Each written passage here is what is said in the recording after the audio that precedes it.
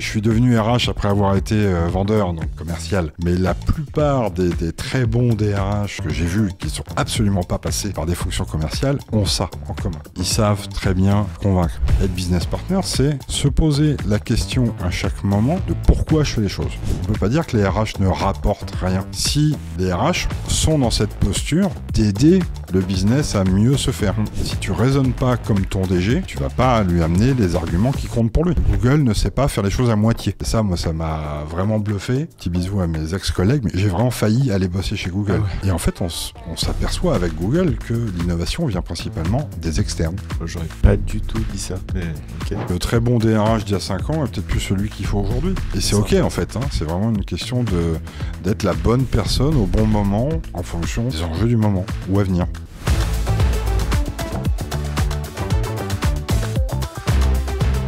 Bienvenue sur Dimension RH, c'est votre nouveau podcast dédié aux leaders RH actuels ou futurs qui veulent faire rentrer la fonction RH dans une nouvelle dimension. Et c'est pour vous aider dans vos projets et vos enjeux que nous invitons des explorateurs et des exploratrices du monde de l'entreprise à venir partager leur parcours de vie ainsi que leurs meilleures pratiques du monde RH. Bienvenue sur le podcast encore une fois et bonne écoute.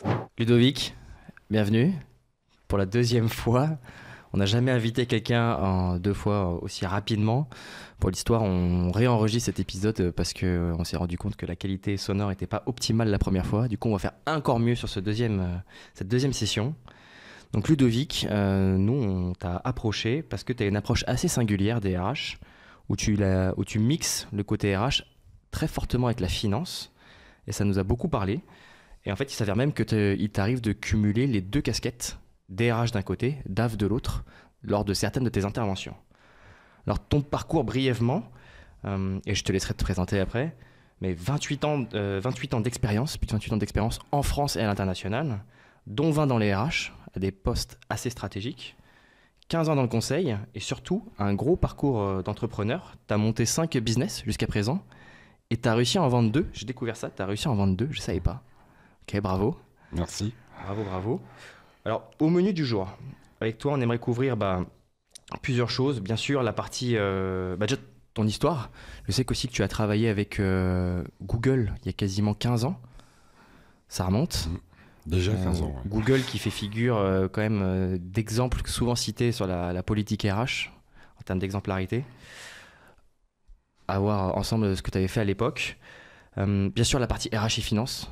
Comment ça se matérialise, comment est-ce que toi tu l'incarnes, comment est-ce que tu arrives à cumuler ces 2 casquettes qui par moments paraissent irréconciliables. Ton approche aussi business partner qui nous paraît super intéressante. Comment est-ce que tu arrives à convaincre un COMEX, un CODIR, la direction générale. Comment est-ce que tu arrives à embarquer aussi dans l'approche business partner des managers qui sont souvent la courroie de transmission pour les projets RH. Et en bonus, on va voir jusqu'où on arrive, mais je sais que tu es très engagé sur la partie écologique. En tout cas, c'est un sujet de cœur pour toi. Donc la partie RH et écologie, on entend beaucoup parler, mais concrètement, comment est-ce que toi tu vois les choses? Qu'est-ce qu'on met derrière concrètement? Curieux d'avoir aussi un échange autour de ça. Après, on va se laisser porter par la discussion aujourd'hui. Ludovic, pour commencer, est-ce que tu peux te présenter? Déjà, merci à vous de m'inviter pour la 2e fois. Ravi d'être là à nouveau pour partager avec vous. Pour me présenter, effectivement, alors c'est même encore un peu plus d'années d'expérience parce que ça fait un peu plus de 30 ans maintenant que je travaille. J'ai eu un parcours qu'on va qualifier d'atypique, je crois, parce que j'ai fait... les 15-20 premières années de ma carrière étaient plutôt dans des rôles commerciaux ou conseils. Où j'ai beaucoup vendu et accompagné des DRH. Et j'ai basculé de l'autre côté. Je ne sais pas quel est le côté sombre et quel est le côté clair, mais à un moment, j'ai eu envie de changer de côté et de rejoindre ceux à qui j'avais vendu pendant longtemps. Et donc, ça va faire effectivement plus d'une dizaine d'années maintenant que je ne suis que du côté RH. Donc, je ne leur vends plus rien. Ou alors, je vends au PDG éventuellement, mais le fait de travailler avec, mais c'est tout. Et donc, depuis... Depuis toutes ces années d'expérience, j'ai développé cette double compétence effectivement de RH et de finance. Alors le fait d'avoir été un entrepreneur m'a beaucoup aidé à développer la partie finance. On y reviendra tout à l'heure. Donc aujourd'hui, je me considère comme un DRH qui aime la finance et comme un financier qui aime les RH. Si je devais choisir, on m'a posé la question... à peu près au moment où on avait fait le premier enregistrement, quelqu'un m'a demandé si je devais choisir. Sur le coup, j'étais bien incapable de choisir. Entre-temps, il y a eu les fêtes. J'ai réfléchi et j'ai choisi. Si je devais choisir, je serais DRH d'abord. Voilà. Ok. DRH en premier. Tu m'as coupé l'herbe sous le pied parce que c'est la question que je voulais te poser du coup. Mais trop bien. Justement, parle-nous un petit peu de ton parcours. Tu as commencé dans le conseil. C'est ça, tu faisais quoi? Tu as commencé comment J'ai surtout commencé dans la vente. Vente en ESN d'abord.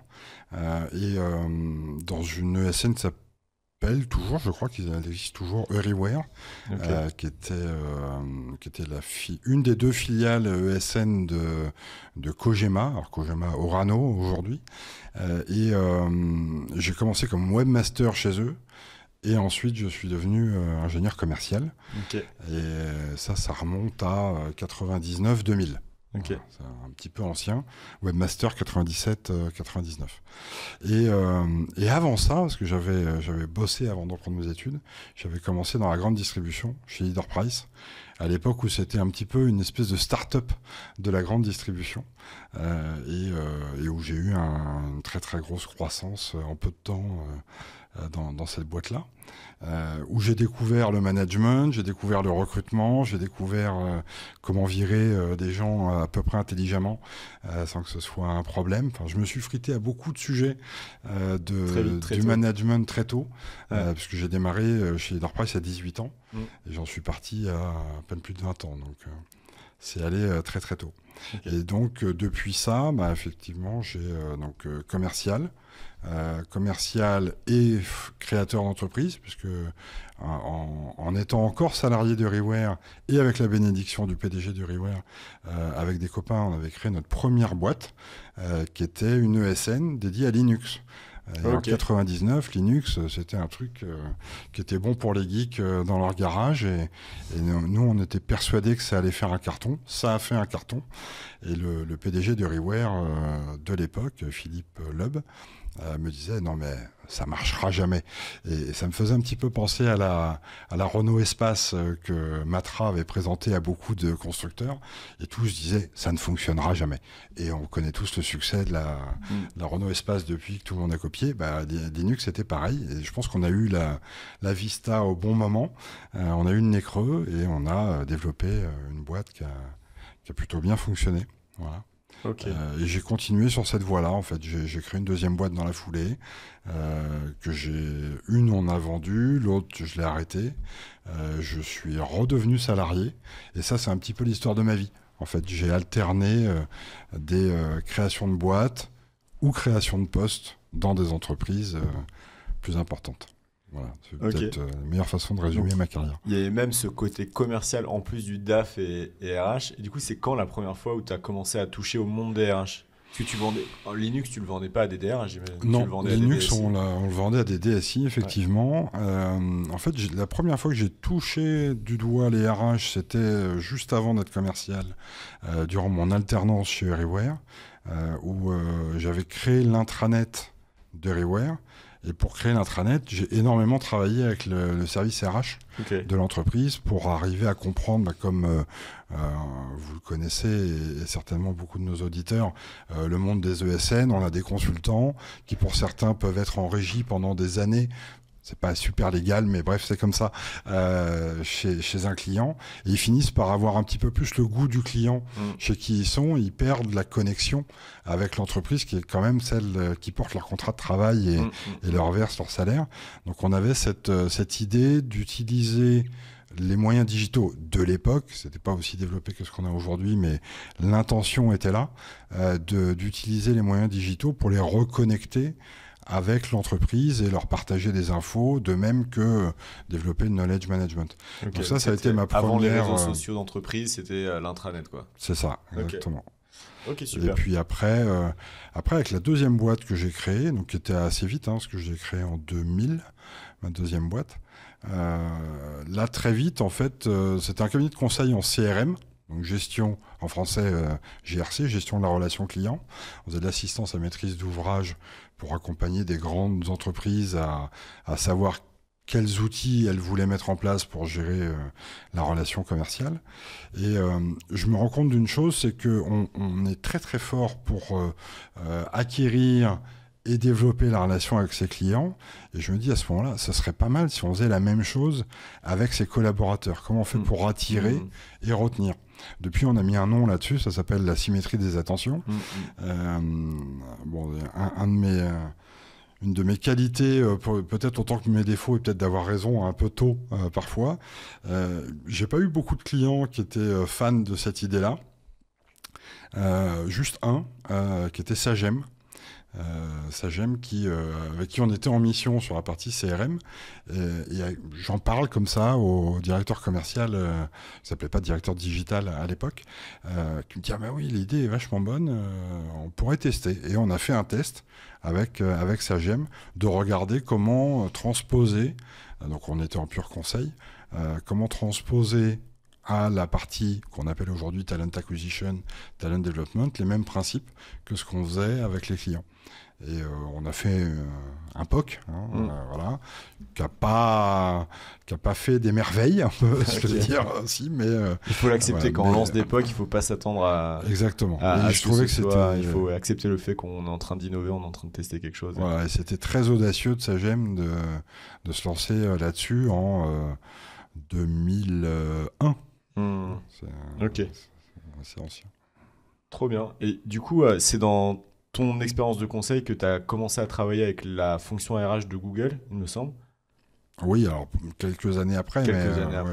On va faire un fast-forward parce que comme tu as 28 ans d'expérience, sinon on va être là pendant un petit moment. Mais du coup, nous, on était vraiment curieux de savoir de quoi ils avaient besoin. Tu les as en plus accompagnés à leur moment fort. Ça veut dire vraiment grosse croissance. Ils mettaient en place énormément de nouvelles politiques RH pour être au-dessus du marché très largement. Ils arrivaient à innover. Donc, curieux de savoir quels étaient leurs problèmes. Maintenant, c'était il y a 15 ans, donc je pense que voilà. Et comment est-ce que tu les as accompagnés et voilà. Et je vais juste m'assurer, pour être sûr que le micro fonctionne bien. Ouais, voilà, qu'on n'ait pas besoin de se revoir une troisième fois sur le même sujet. Encore une fois, on se reverra dans un autre cadre. Voilà, toujours un plaisir. Et du coup, curieux de savoir ça. Oui, alors effectivement, là, on saute 10 ans dans le futur. En 2000, on a commencé quand? Tout début 2011, effectivement, voilà, 10 ans après. Je suis à l'époque chez Pontoon Solutions, qui est une des entités du groupe Adecco.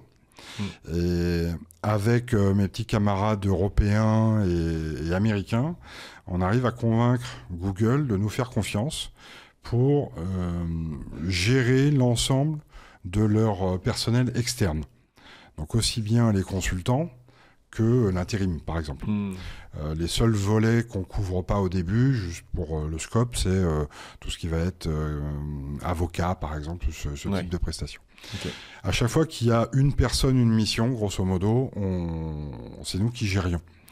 Et donc, grosse audace de la part de Google, parce que c'est pas la première fois que ce type de projet se fait, mais c'est la première fois qu'un projet se fait mondialement sur le même framework. Parce que c'était quoi leur problème par rapport à ça? Déjà, ils avaient beaucoup moi j'étais parti du principe qu'ils prenaient pas de consultants. Alors du coup c'est une erreur. Alors on gérait 2 milliards de dollars de dépenses de Google, pour te donner un ordre d'idée. En consulting global, en consulting et un peu d'intérim. Okay. L'intérim étant focalisé exclusivement sur ce qu'on appelait les Google Cars, enfin les voitures, pas les Google Cars, les voitures qui n'ont pas lancé, mais celles qui vont dans les rues pour faire Street Map. Ah oui, okay. Street View. Donc l'intérim, c'était vraiment la toute petite poche dans ces 2 milliards de dollars. Okay. Et dans les 2 milliards de dollars, il y avait une ribambelle de consultants IT, développeurs, chefs de projet. Voilà, ça, c'était vraiment le gros des bataillons de consultants externes. Et comme toutes les grandes entreprises, ils ont une grande flopée de personnel externe qui viennent soit apporter une expertise très pointue, soit au contraire aider, et là on va plus être sur le côté financier, aider à variabiliser les coûts. D'accord, c'est un peu ça l'idée. Ouais, j'avais la même croyance que toi, Ulysse. Je pensais pas non plus qu'ils faisaient appel à du conseil. Et puis Ouais, 2 milliards d'il y a 15 ans, c'est beaucoup plus aujourd'hui. Je saurais évidemment pas dire où ils en sont aujourd'hui parce que ça fait longtemps que je travaille plus avec. Mais voilà, leur problème de l'époque, c'est de se dire, on a cette dépense qui est colossale. On sait en interne que tout le monde fait un petit peu ce qu'il veut. Il n'y a pas de guidelines ni worldwide, ni même régional. Il y a 3 régions, Amérique, IMIA et APAC, Asie-Pacifique. Pas de guidelines, tout le monde fait un petit peu ce qu'il veut. Et sur un marché où tout le monde le sait finalement, dans les ESN, si tu connais bien le directeur de la BU ou le patron de l'activité, bah, tu vas arriver à placer tes gars et puis ils vont pas trop négocier. Donc on arrive à un moment où Google effectivement a eu une très très belle croissance et commence à adopter un modèle qui est beaucoup plus orienté finance. Donc ils ont besoin de rationaliser les coûts et ils veulent pas rationaliser bêtement. Ils sont un peu trop intelligents pour ça chez Google. Donc ils souhaitaient d'abord qu'on les aide à comprendre où étaient les poches d'économie. D'abord comprendre. Et ensuite, de regarder dans quelle mesure on pouvait les aider à aller générer des économies, sachant que eux fonctionnaient avec leur bon sens. Nous, on avait des outils, on avait des méthodes, on avait déjà développé d'autres programmes équivalents chez d'autres clients, aux États-Unis et en Europe. Et ils nous font confiance pour gérer ce projet-là, en disant, oui, il ne faudra pas oublier la 3e région. Donc, on crée la 3e région de Pontoon grâce à Google. Donc on crée la division Asie-Pacifique à ce moment-là. Voilà, c'est clairement grâce à Google. Et concrètement, c'est quoi? Qu'est-ce que tu vas aller chercher? Ça a été quoi les découvertes? Et comment est-ce que tu as optimisé un petit peu ça? On est vraiment entre la finance et la RH. Plus côté finance là pour le coup, mais il y a quand même un... Ouais, ou même achat. C'est clairement achat. En fait, on ne découvre rien, pour être totalement transparent, puisqu'on savait tous exactement ce qu'on allait trouver. Nous aussi, à Adecco, on était un grand groupe, et nous aussi, on avait nos consultants, et même si on en avait peut-être un peu moins que Google, mais on savait chez tous nos clients comment fonctionnait le business.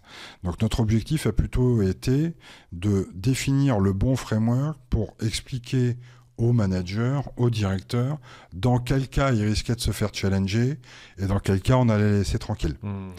Et donc là, à ce moment-là, je crée une espèce de petite matrice, vraiment simple, inspirée du BCG, des 4 cadrans, pour dire, on a la poche des consultants hyper experts qui vont être très difficiles à trouver et qui interviennent sur des missions stratégiques. Ceux-là, on n'y touche pas. Ouais, ceux-là, vous faites comme vous pouvez. Si vous avez la bonne personne, c'est OK, quoi. C'est tellement compliqué de les trouver et voilà, ils sont sur des sujets hyper sensibles. On n'y touche pas. On va avoir 2 poches de soit rares, mais finalement pas sujet stratégique, ou au contraire sujet stratégique mais ressources interchangeables. Là, on pourra aller challenger quand on aura fini de traiter la poche principale, qui sont des ressources interchangeables sur des sujets non stratégiques. Et on s'est mis d'accord sur les chiffres, c'est-à-dire qu'on a analysé les 2 milliards de dépenses. Donc derrière, il y avait autant de personnes et de quantité de jours hommes à l'année pour catégoriser tout ça. Ça nous a pris du temps, parce que c'était pas évident. Quand je dis du temps, ça... peut-être 3-4 mois, je pense, à peu près, le temps de tout analyser, avec beaucoup d'interviews, parce que le libellé sur les factures ou sur les contrats n'est pas toujours hyper clair. Donc le temps d'avoir fini toute cette phase d'assessment, on arrive à peu près 70% des ressources dans la catégorie qu'on allait attaquer tout de suite. Un gros 20%, entre 20 et 25% sur les 2 catégories qu'on challengerait un peu plus tard. Et puis, du coup, il en restait autour de 5% qu'on n'allait pas toucher. Mais le fait d'avoir mis ça avec des métriques très claires et la définition de ce qu'est une mission stratégique, c'est pas nous qui l'avons défini. On l'a fait définir par Google. De la même manière qu'une ressource interchangeable, on l'a fait définir par Google. Pour que ça soit pas les consultants externes qui viennent avec leur truc tout fait, mais en mode atelier, comme vous avez l'habitude de faire, co-construction. Et du coup, c'était leur framework finalement. Et c'était ce qu'on voulait. C'était que ce soit leur framework. Alors ça, c'était un petit peu nouveau chez Pontoon, parce qu'on n'avait pas trop l'habitude de fonctionner en mode conseil. C'était pas notre savoir-faire, sauf la petite entité, un petit peu le village gaulois qu'on était en France, où on avait ce mindset-là de consultant. Toujours un village gaulois en France, quel que soit le groupe. Et surtout, vu des États-Unis, ça paraissait assez surprenant, parce que c'est un peu eux qui ont inventé ces modèles-là. Mais ils n'avaient pas l'habitude d'arriver en mode conseil chez leurs clients. Ils prenaient un budget et ils l'optimisaient en mode acheteur. On fait des appels d'offres et voilà. Et derrière, on va tirer les lignes des économies. Google est beaucoup trop intelligent pour vraiment en tant qu'organisation. Je parle pas simplement des personnes qu'on avait en face de nous, mais en tant qu'organisation, personnellement, j'ai été bluffé par l'intelligence du collectif Google, d'arriver à la fois s'aligner sur les intentions et les objectifs. Pas trop comme j'avais l'habitude de voir chez mes clients français, où tout le monde y va de son précaré et de son petit pouvoir pour préserver sa zone d'influence. Là-bas, il y avait, à partir du moment où le grand patron ou les grands patrons ont donné une guidelines, tout le monde a les doigts sur la couture du pantalon et exécute. Ça, j'ai trouvé ça vraiment impressionnant. Et tu penses que c'est dû à quoi? C'est purement culturel, ou c'est parce que ils ont des objectifs qui découlent clairement? Il y avait des objectifs, mais je pense que c'était vraiment culturel de dire si l'organisation estime qu'il y a un véritable enjeu, parce que l'organisation nous fait confiance sur tous les autres sujets, ça veut dire que là, il faut vraiment qu'on joue le jeu. Pour préserver aussi notre liberté, notre capacité d'action. Et donc, vraiment tout le monde, toutes les géographies. Alors je connaissais un tout petit peu moins bien la géographie Asie-Pacifique. J'étais évidemment davantage sur la zone IMIA, mais on échangeait beaucoup avec les collègues US, enfin Amérique, parce que c'est là où on l'a créé, des deux côtés. Et puis c'était aux US qui avait le plus grand nombre de consultants, la plus grosse part des dépenses, c'était évidemment là-bas. San Francisco, mais pas que. Et dans ces échanges-là, en fait, on se rend compte que l'équipe Google ne fait qu'un. Outre-Atlantique, quoi. Quel que soit le côté de l'Atlantique où on était, tout le monde dit OK, puisqu'il faut le faire, on y va, puis on y va à fond. Google ne sait pas faire les choses à moitié. Et ça, moi, ça m'a vraiment bluffé. À un moment, pour être très honnête, petit bisou à mes ex-collègues, mais j'ai vraiment failli aller bosser chez Google. Tellement j'étais fan de l'état d'esprit, quoi. On te donne la liberté de faire, tu vas bosser comme un chien. Clairement, chez Google, à moins de 60 heures par semaine, c'est que tu as pris ta semaine quasiment. Donc, ils bossaient vraiment comme des fous. Europe ou États-Unis, c'était complètement normal à l'époque. Et puis surtout, cet état d'esprit de dire on a l'objectif, on se réunit tous pour atteindre l'objectif. Assez bluffé. Et puis, à un moment, dans notre discussion, donc, qui était, je rappelle, sur le personnel externe, les consultants externes, à un moment arrivent les RH, parce que finalement, tant qu'on parle d'externe, on pourrait se dire les RH n'ont pas leur mot à dire, et le fait est qu'on n'avait quasiment pas vu les RH à ce moment-là. On avait énormément vu toutes les équipes de DSI, développeurs, infra, tout ce qu'on veut. On avait énormément vu les achats, on avait énormément vu la finance. Les RH étaient dans le coin. Voilà. Puis si on avait besoin d'eux, on les appelait, ils venaient au meeting. Mais ils n'étaient pas directement concernés par le sujet. Pas partie pour... Et à un moment, je crois que c'était le DRH US, avant la DRH à l'époque IMIA, dit mais en fait, moi j'ai un autre sujet qui m'intéresserait de creuser, au-delà du fait d'avoir fait des économies, y compris dans les guidelines et dans la fameuse matrice et comment on définit les critères, identifier dans quelle mesure un consultant pourrait devenir un salarié interne, ou à l'inverse, qu'un salarié interne, parce que ça arrivait de plus en plus, demande à passer indépendant. Et qu'est-ce qu'on se crée en fait comme guidelines à ce moment-là sur la passerelle d'un côté et de l'autre. Et là, le sujet revient en Europe, puisqu'en Europe, je vous apprends pas que le droit social en Europe est bien plus complexe qu'il ne l'est aux États-Unis, et en particulier dans des pays comme la France, puisqu'on peut se targuer d'avoir le droit social le plus compliqué du monde. Les juristes sociaux européens disent mais en plus on va avoir un autre problème, notamment les Français, c'est que à partir du moment où un consultant est en mission pendant 2 ans, il a le droit de demander à être élu en tant que représentant du personnel. Ah ouais, ok, d'accord. Moi-même, j'en avais pas la moindre idée. Et donc, on commence à avoir des discussions un peu plus nourries avec les RH. Et on parle, on fait avancer nos projets, ça avance bien, tout le monde est très content. Tellement content d'ailleurs qu'on explose les objectifs de réduction des coûts qu'on s'était donnés au départ. On était très content parce qu'on était en grande partie payé au résultat, donc on a fait un très très bon résultat. Alors on était un peu en stress au démarrage, mais bon, comme on avait pris pas mal de garde-fous, ça a bien fonctionné et on avait donc une partie variable. Bref. Le projet avance bien, tout va bien, on est de plus en plus imbriqués dans les équipes. Nous, on a une équipe par région qui est dans les locaux de Google et qui travaille pour eux. On avait appelé ça la J-Team. Et cette J-Team, c'était des salariés Pontoon, mais qui étaient dans les locaux de Google. Et ils se considéraient quasiment comme des collègues, en fait, avec les gens de Google. On était complètement vraiment imbriqués dedans, il n'y a pas d'autre mot. Et à un point tel que, parce que je sais où tu veux m'emmener, à un moment, arrive sur le sujet de l'innovation. Et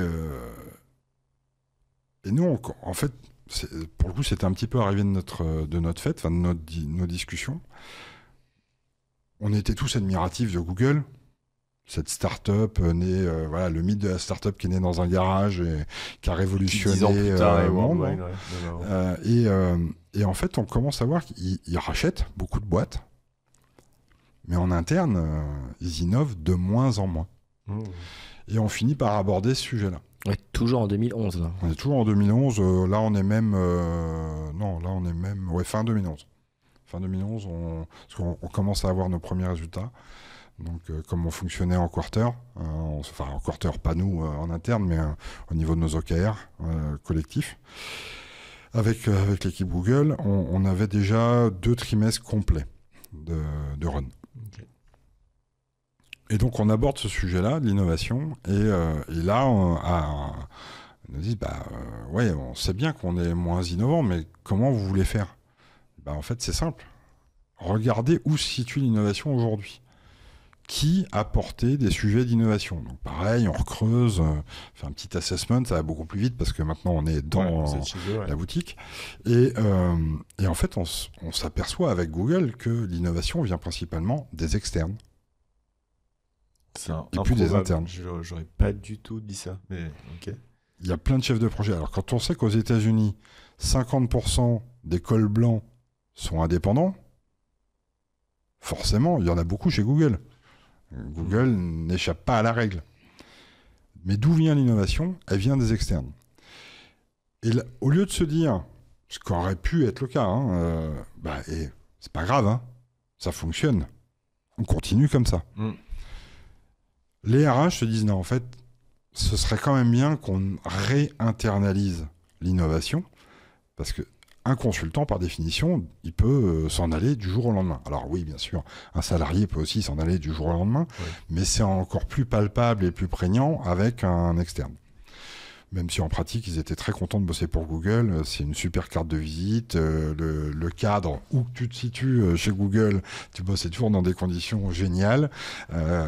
C'est eux qui ont inventé les baby-foot et la bouffe gratuite et tout ce que tu peux imaginer. Tout ça, c'est inventé chez Google parce que ils avaient vraiment envie de créer les meilleures conditions possibles. C'était pas juste pour retenir. C'était créer les meilleures conditions possibles de travail pour que tu n'aies pas à penser à autre chose. Que tu sois juste focus sur créer le maximum de valeur dans la boîte. Et qu'accessoirement, tu sois bien dans tes baskets. Toute la charge mentale que tu peux avoir. Okay. Avec, je sais pas, les conciergeries, pour pas que tu aies à t'embêter avec ton costume, non, parce que j'ai jamais vu un seul costume chez Google, mais bref, t'occuper de ton pricing ou je sais pas quoi. Un bureau de poste voilà, exactement, à Dublin, à l'entrée. Et donc, ils ont tout ça, mais malgré ça, l'innovation, elle vient surtout des externes. Et quand on a creusé ça, on se dit, ok, est-ce que les internes sont devenus pas innovants ou est-ce que les externes sont plus challengés à être innovants? Ça vient d'où, en fait? On essaie de comprendre. Ouais. Et en fait, on s'aperçoit que les internes ont toute la charge du reporting. Ok. Donc, ils passent selon les départements, les niveaux, etc., entre 40 et 60% de leur temps à faire du reporting. Bon, bah, quand tu passes ta vie à faire du reporting, tu n'as plus le temps vraiment d'innover. Quoi. Donc, on a travaillé avec les équipes de Google pour voir dans quelle mesure cette pratique qu'ils voulaient maintenir cette pratique ou pas. Est-ce que ça faisait du sens? Tu vas pas demander forcément à un externe de faire du reporting. Bon. Qu'est-ce qu'ils pouvaient éventuellement automatiser? Donc, ils ont été évidemment des grands fans des business objects, peut-être même les premiers tableaux ou équivalents de l'époque, à faire de la data visualisation, etc., pour essayer d'automatiser un maximum la production de ces fameux reporting. Donc, ils sont hyper friands. Hein. Une boîte US, tu as des tableaux de bord de partout. Tu arrives sur un écran d'un patron, tu as un seul écran, c'est son tableau de bord. Et il faut toujours que ça soit vert, parce que sinon, ça va y avoir un problème. Bon. Et donc, on arrive à la conclusion que oui, c'est possible de changer les pratiques en interne, mais il va pas falloir que ça, va aussi falloir les motiver. Et donc, on lance un projet en Europe qu'on avait appelé Indice 100, qui avait pour objectif de donner les moyens aux équipes internes. Ils avaient le droit de mobiliser les externes, mais ça devait être l'idée obligatoirement par des internes, pour créer des POC, créer des projets innovants avec un budget. Donc c'était 1 million, ouais, ça pouvait monter jusqu'à 1 million. 10 itérations et 100 jours max. Ok. Avant de se dire, on va au bout. 1 million, 10 itérations, 100 jours max. Ouais. Pour une personne. Donc ça veut dire qu'il faisait pour un projet. Une itération en 10 jours. Donc c'est une itération hyper rapide. Ah oui, design thinking. Ouais. Mais j'ai appris le design thinking chez Google. Ouais. Et belle école pour apprendre le design thinking. Bah, franchement, top. Enfin, voilà. Ok, et ça c'était porté par les RH. Ça a été, la réflexion de départ a été alors commune, hein, encore une fois, chez Google. C'est assez rare que tu arrives à la fin d'un process en disant ah bah merci les RH ou merci je sais pas la finance ou les achats. Non, parce qu'à la fin ça devient le projet de l'entreprise. Non mais c'est quand même chouette de se dire que j'ai bien fait de prendre le verre d'eau. Ils ont c'était un enjeu et une réflexion qui est partie des RH, parce que nous typiquement on a monté ce cabinet aussi pour ça. On rêve que dans les départements RH, on se dise ok, comment est-ce qu'on va innover plus dans l'entreprise? C'est des questions qui sont rares, en tout cas qu'on n'a pas pu observer autant de fois que d'autres questions qui ont été posées. Et pour autant, c'est des sujets purement people, purement culturels, purement organisationnels, et du coup, à notre sens, purement RH, et en plus c'est génial, tu travailles là-dessus. Pour un DRH ou en tout cas pour nous, ça nous paraît être le truc... c'est pépite et c'est le genre de projet qui met vraiment en lumière tes équipes, qui permet vraiment de réfléchir à des sujets qui sont hyper sexy, etc. Donc, ok, intéressant. Ok. Bah, clairement, oui, je pense que les RH, mais ça rejoint l'autre sujet qu'on abordera probablement sur l'environnement, c'est que je pense que les RH sont au cœur de comprendre ce qui se passe dans la boîte. Parce que par définition, on est connecté à toutes les équipes. Hein. On fait les contrats de tout le monde, les avenants, les feuilles de paye, le développement des compétences. On s'occupe de tout le monde, sur auquel tous les services ne peuvent pas prétendre, à part peut-être la finance, justement. On est au cœur de tout ce qui touche à la gouvernance d'entreprise. Et là, on le voit bien. L'exemple de Google, c'est que leur gouvernance repose sur le reporting. On va demander toujours plus de reporting. Ils arrivaient, je fais un aparté, mais ils en arrivaient à se demander si le reporting qu'ils produisaient était lu par quelqu'un. Ah bah ça c'est la question quoi. Voilà. On peut tous se poser. Ouais. Et ça, c'est de la gouvernance. Ouais. Si à un moment tu te demandes pas quelle est l'efficience de ton organisation, t'as rien à faire là. On va parler de business partner, c'est complètement ça. Être business partner, c'est se poser la question à chaque moment de pourquoi je fais les choses. Comment je peux le faire mieux, mais pourquoi je fais les choses, d'abord. Et effectivement, je trouve que, je suis intimement convaincu que la fonction RH est la mieux placée pour réfléchir à ces changements organisationnels qui vont aider à créer plus de valeur. Rarement seul, toujours avec les autres, mais l'initier, le porter, mettre les gens autour de la table et faire en sorte de transformer. J'ai envie de rebondir sur la partie business partner juste. Bonne transition là. Parce que c'est intéressant ce que tu dis, c'est se demander pourquoi on fait les choses. Moi, quand j'entends et que je parle de business partnering autour de moi avec des populations RH, c'est comment on sert le business. Ce qui n'est pas pareil. Ça veut dire, c'est est-ce qu'on sert le business ou est-ce qu'on est profondément business et qu'est-ce que ça veut dire être business. C'est pas forcément que, à mon sens, ramener des sous. Parce que j'ai l'impression que quand on dit à une fonction RH, il faut que tu sois business partner, il faut que tu sois business partner, il faut que tu sois business partner, déjà, c'est qu'est-ce que ça veut dire et du coup, à quel point je vais pouvoir amener des sous. En fait, être business, ça va au-delà de ça. Ça va être sur la stratégie, la gouvernance, c'est comment est-ce qu'on fait en sorte qu'on mette de l'huile dans les rouages, etc. C'est pas forcément juste aussi trivial que la fonction RH ne rapportera jamais de sous directement, mais c'est plutôt comment est-ce qu'on va pouvoir faire en sorte qu'il y ait cette huile dans les rouages. Et je trouvais que ta question était pertinente, c'est est-ce que tu peux la répéter? C'était se poser la question du pourquoi. Ouais, se poser la question de pourquoi on fait les choses. Oui, et alors il y a certainement des centaines de définitions de ce qu'est être business partner. La mienne, elle tient en peu de choses finalement. Je trouve que tout ce que tu as dit, faut pas l'opposer. Être business partner, c'est un peu tout ça. C'est se demander en tant que RH comment je sers le business de l'entreprise.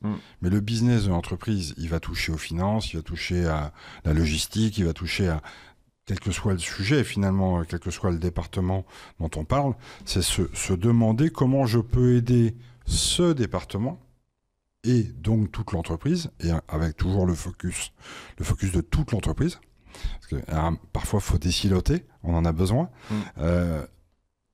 se demander comment on peut aider à améliorer le fonctionnement. C'est pour ça que je suis toujours plus focalisé par la notion d'efficience que la notion d'efficacité. L'efficacité, elle vient après. C'est quoi la différence? Comment tu fais la différence entre efficience et efficacité? L'efficience, c'est bien faire les choses. Pourquoi je les fais, comment j'optimise ma façon de faire, comment je fais mieux. Efficacité, c'est plus vite. Mais tu es déjà dans une déclinaison. Tu en as besoin. Attention, je n'oppose pas les deux. Il faut efficience et efficacité. Mais tu peux faire très vite des trucs qui servent à rien. Quelque chose qui sert à rien, quelque chose qui ne sert pas le business, voire quelque chose qui va dégrader la valeur, mais tu vas le faire vite. Tu seras efficace. L'efficience, c'est s'éviter de faire de mauvaises choses. Aller toujours chercher la meilleure façon de faire. Pourquoi on fait tel reporting? Il sert vraiment à quoi? Quel est le bon KPI, etc. Toujours se poser la question du bien fondé. C'est plutôt ça que je mets derrière l'efficience. Et dans quelle mesure, tu vois, si tu parles... Donc, admettons que tu sois HRBP, quel que soit ton niveau, junior ou senior, etc. Et tu vas accompagner un DAF, par exemple, et sur certains des KPI people et finance, ou people et marketing, etc. Comment tu vas challenger les KPI qui te demandent de reporter? Enfin, ça va être quoi le jeu, quoi? Comment est-ce que tu vas challenger justement ce reporting-là? Parce que, a priori, c'est pas forcément ton mandat. Comment est-ce que tu... C'est effectivement pas toujours ton mandat. Moi, je l'aborderai sous l'angle de qui est mon client.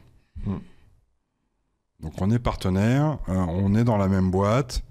OK, moi, Ludovic, je considère que en tant que DRH, j'ai des clients internes, j'ai la direction, indirectement, j'ai les actionnaires, forcément, mais j'ai aussi les managers et j'ai aussi les collaborateurs comme clients. En fait, je déteste RH pour ressources. On ne gère que des ressources, ça m'énerve. On est plein à avoir essayé de réinventer la terminologie, mais je trouve qu'elle indique aussi une question de posture. Et pour moi, être business partner, c'est d'abord une question de posture. Je suis au service de l'entreprise. Je peux être dans des très grosses organisations, le HRBP, voire le DRH d'une division en particulier. Je suis jamais isolé. En tant que DRH de, je sais pas, la direction informatique d'une banque, par exemple. Ce sont des ensembles tellement importants qu'il y a une DRH dédiée à tel bout de l'organisation. Ce DRH-là, il est à la fois connecté à son client interne, qui est son patron, et qui est le patron de la BU dans laquelle il est, mais je suis connecté aussi au reste des RH de la boîte, dans une organisation matricielle qu'on a dans à peu près toutes les grandes entreprises. Mon sujet est d'une part de regarder quels sont les besoins de mon client direct, parce que peut-être que le KPI que je suis ou que mes collègues RH des autres entités suivent n'est pas pertinent pour mon client, parce qu'il a son vrai problème, il est ailleurs. Donc moi, en tant que consultant interne, en tant que DRH, je me positionne comme consultant avec l'idée d'aider mon client.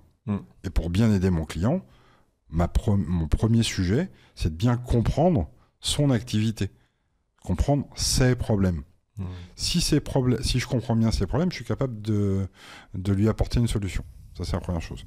Et la deuxième chose, c'est de regarder l'ensemble de la palette d'activités, de services et d'expertise RH qui sont disponibles dans l'entreprise ou à l'externe, mais en général, surtout dans les grandes entreprises, on a déjà pas mal de monde et de ressources en interne, de se dire comment je peux, quel attirail, quelle solution je peux construire pour mon client, pour l'aider à améliorer son business. C'est d'abord ça, en fait. Coup ou pas coup, la question va se résoudre assez vite. Si je t'aide à créer de la valeur, je suis contributeur de cette valeur. On ne peut pas dire que les RH ne rapportent rien. Si les RH sont dans cette posture d'aider le business à mieux se faire. Après, on a tout un autre débat sur comment on valorise les actions RH, comment on arrive à quantifier ce qu'on fait, si je recrute plus vite, si je forme mieux, si j'évite des départs critiques, etc. Tout ça, ça se met en équation. Mais d'abord, business partner, c'est bien au service du business. Donc, toi, mon client, patron de tel business, comment je peux t'aider à mieux faire ton boulot? Est-ce que tu as une méthode, parce qu'aujourd'hui tu interviens en tant que consultant DRH ou DRH externalisé, quand tu arrives justement en mission, est-ce que tu as une méthode, un framework pour capter rapidement et de manière efficiente du coup les besoins de tes clients? Comment tu t'y prends? Oui, je me suis fait un questionnaire de 80 questions. Ok. Que j'utilise systématiquement. Ok. Voilà. Et dans ces questions-là, j'ai jamais vu un sujet qui passait au travers, en fait. D'accord. Et ça me permet, avec mon client, et la première question, la première personne à qui j'administre ce questionnaire, je dois bien le reconnaître, un peu chiant, parce que 80 questions, c'est long. C'est volontaire aussi que ce soit long, parce que ça permet vraiment de rentrer en profondeur sur tous les sujets. C'est le PDG. Et le PDG, il répond à tout. Et quand il dit « je ne sais pas répondre », là, je ne suis pas sûr qu'on soit bon. Bizarrement, on va pouvoir faire avancer les sujets. On le sait, dans toute mission de conseil ou tout sujet de transfo, il faut d'abord convaincre la tête. Ouais. Je commence par le PDG. Et le PDG, alors tiens, attends, on va prendre le sujet Talent Acquisition. Et hop, et j'ai mes 9 questions qui concernent Talent Acquisition. Et en général, il sait répondre à 2 ou 3. Quand il ne sait pas répondre, il dit, mais c'est vraiment pertinent ça, d'après toi, si je te pose la question. Ok, bah pourquoi? Alors je lui explique pourquoi. Il dit, ah oui. Et c'est quoi tes questions? Pas forcément, je ne pas là je connais pas par cœur quand même. Non, je veux dire, tu demandes de positionner sur une échelle de 1 à 10. Oui, de 1 à 5. De 1 à 5, comment tu te positionnes sur tel sujet, comment tel sujet. Et avec le quali. Qu'est-ce que tu en penses? Pourquoi pour toi c'est pertinent? Et il m'est arrivé plein de fois d'arriver à dire, bah, ok, ce sujet-là, il ne sera pas prioritaire. Ça ne veut pas dire qu'en soi, il n'est pas important. Mais on a tous que 24 heures dans une journée, 365 jours par an. Donc surtout moi, dans une logique de mission, et d'une façon générale dans tous mes boulots, comme je disais, efficience d'abord. Donc sur quoi devons-nous mettre la priorité? Et en fait, cette matrice-là me permet non seulement d'avoir un véritable état des lieux, donc mon fameux assessment de la maturité des RH dans l'entreprise. Il n'y a pas que le PDG qui va répondre à ce questionnaire. En fonction de la taille de l'organisation, je vais poser la question peut-être à 3, 4, 10 personnes. Et je combine les réponses. Et après, deuxième phase, j'observe et je donne ma note sur chacun des items. Et après, on confronte. Ah oui, ils peuvent donner une note, par exemple, qu'est-ce que tu penses de la marque employeur de ta boîte? Elle est top, elle est magnifique. Ouais, voilà. Et après, toi, on a vu un super post LinkedIn, moi je peux te dire, elle est magnifique, ma marque employeur. Et hop, tu regardes derrière, tu vois que tu as, n'importe quoi, 3 réponses par annonce. Excuse-moi, mais ta marque employeur, elle est pourrie. Ok, donc on va la retravailler. Et évidemment, tout ça derrière est argumenté, détaillé, et comme il y a pas mal de monde qui va y répondre, la vision est beaucoup plus partagée. Mais par contre, c'est amusant, mais je termine juste là-dessus. J'ai essayé de le faire en collectif, ce questionnaire. Pas du tout les mêmes réponses. Tout le monde attend de regarder ce que dit le PDG. Exactement. Et après, ça s'aligne à plus ou moins un point. Donc maintenant, ma méthode, c'est chacun en individuel. Ça prend 1 heure, 1 heure et demie. Tac. Et tu l'envoies pas en ligne. C'est vraiment à chaque fois. Je le fais avec. Je capte. Tu captes en les interview. Et on a eu, on a pu voir des nouveaux leaders RH qui arrivent dans l'entreprise, soit à un poste, soit ils arrivent d'une autre entreprise à leur poste. Donc, admettons des nouveaux DRH, parfois qui ont un onboarding très court et qui doivent aller rusher sur les sujets de l'opérationnel. Les pauvres.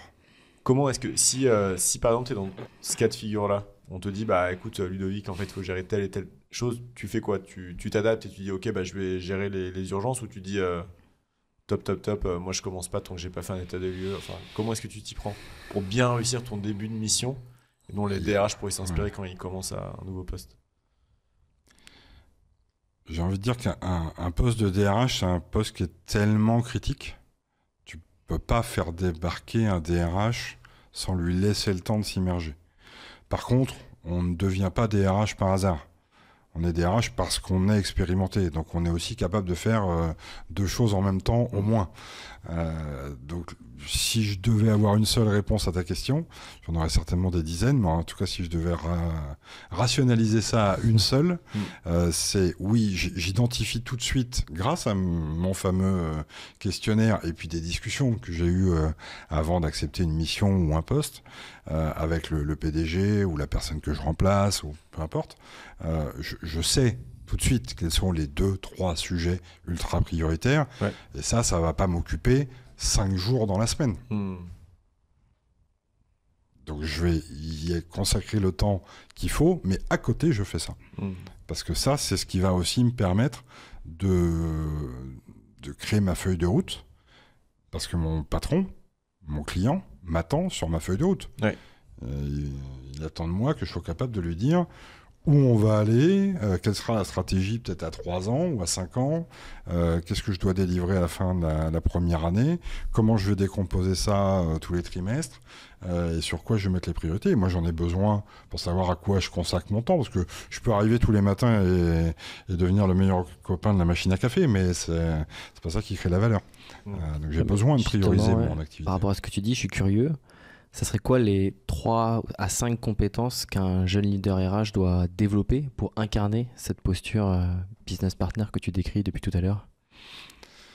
Je crois que tu m'avais déjà posé la première fois.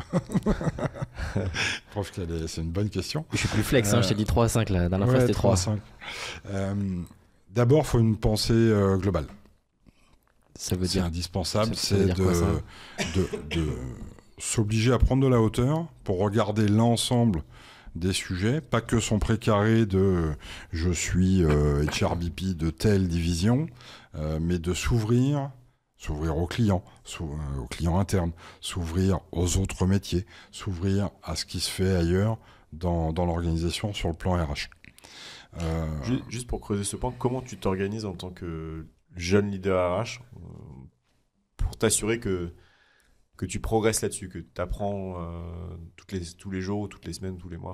Est-ce que tu peux avoir cette volonté de faire ça et puis en fait tu arrives à la fin de l'année et tu dis bon, en fait il s'est rien passé, tu vois. Dans une organisation mature, je pense qu'un jeune leader à qui on va confier une telle responsabilité, on doit lui donner 2 moyens de prendre de la hauteur. Le premier, c'est d'avoir un mentor en interne. Ok. Et le deuxième, c'est d'avoir un mentor en externe. Pour challenger ça. Je ne l'ai pas vu souvent. J'essaye de le mettre en place quand je peux.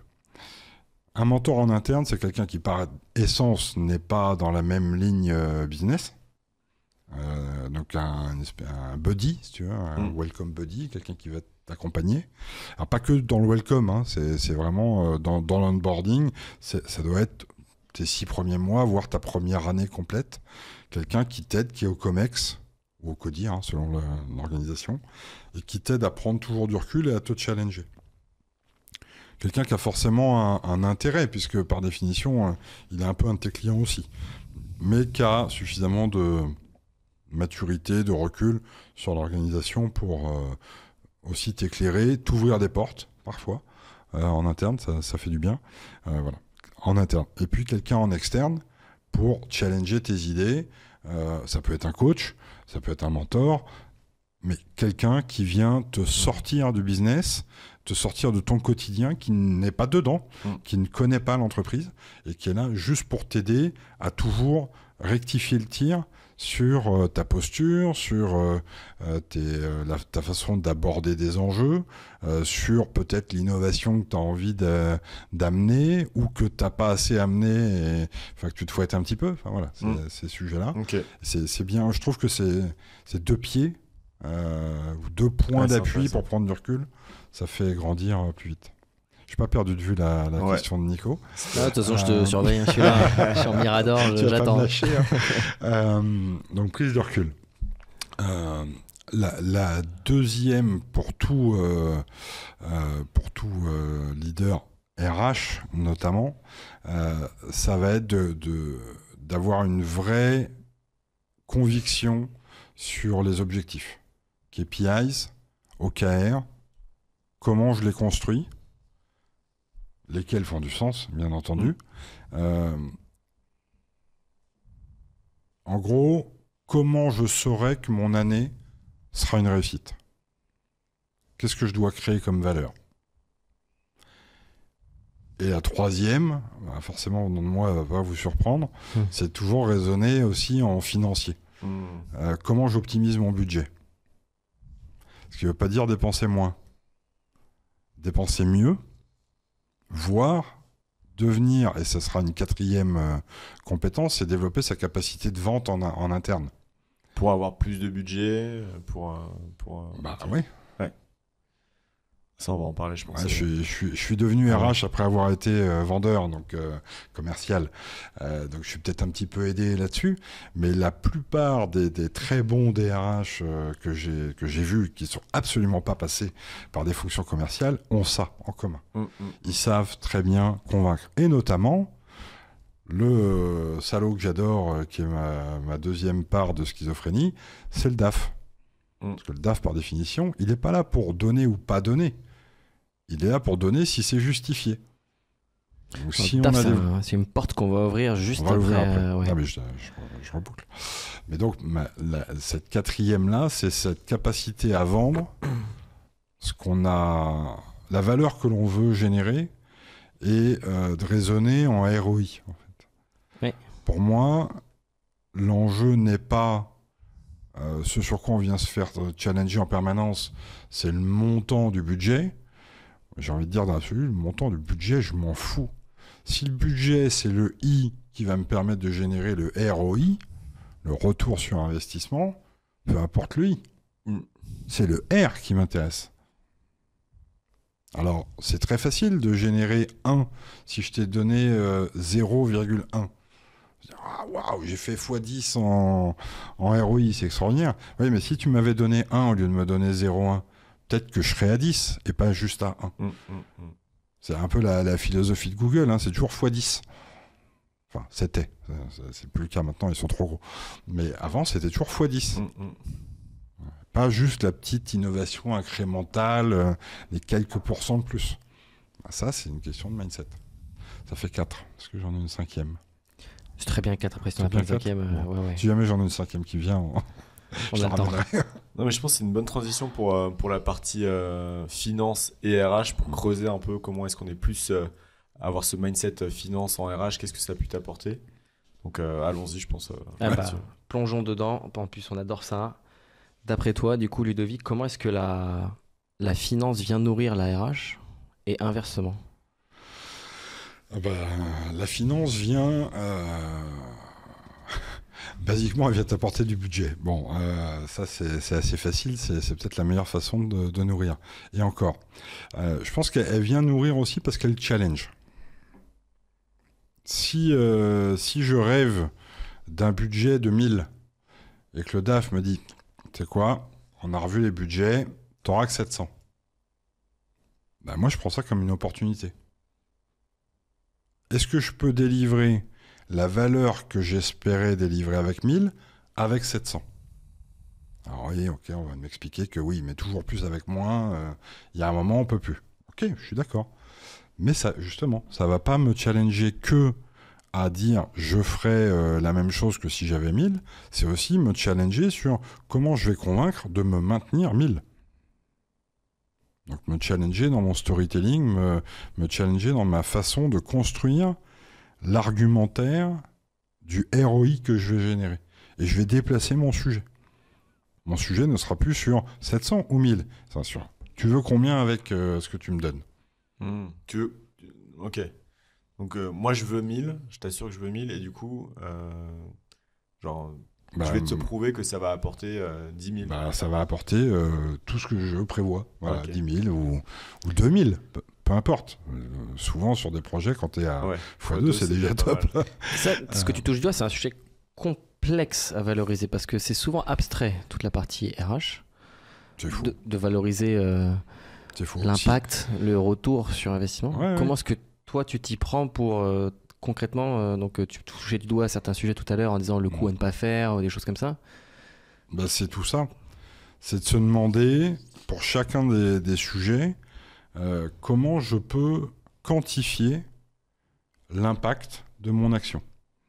Et on a 7 grands processus dans les RH, je ne sais plus, selon les sources, selon la police ou les syndicats.